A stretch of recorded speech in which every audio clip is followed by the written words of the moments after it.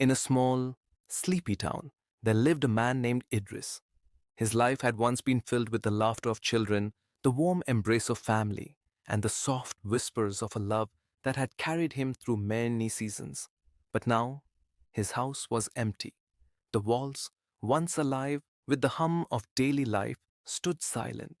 The chair by the window, where his wife used to sit knitting in the sun, was always unoccupied. Idris had lost his wife to a quiet illness, and his children had grown, moved far away in pursuit of their own lives. Every corner of the house, every room, seemed to echo the absence of the people he loved.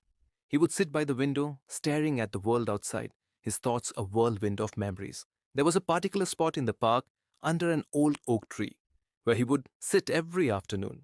He would watch as families passed by, couples walked hand in hand, and children ran around, their laughter filling the air.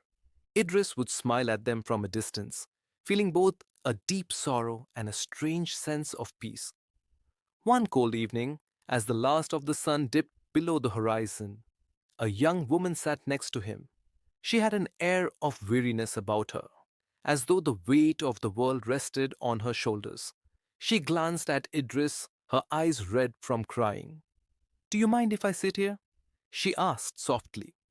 "Not at all," Idris replied, his voice gentle as though his soul knew the language of sorrow. They sat in silence for a long time, both lost in their own thoughts, yet somehow connected by the stillness of the moment.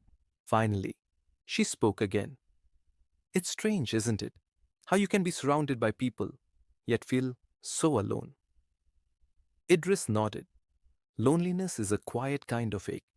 It's not the absence of others, but the absence of connection that hurts the most. She looked at him, her eyes filled with something between curiosity and sadness. "Do you think it's possible to find that connection again, after it's been lost?" Idris took a deep breath, his mind swirling with the memories of his own journey through loneliness. "I don't know, perhaps when we accept the silence, we begin to hear things we didn't before. Perhaps the connection isn't gone, just hidden." The young woman's face softened as if something inside her had shifted. They sat together for a while longer, neither of them speaking, but in that silence there was understanding.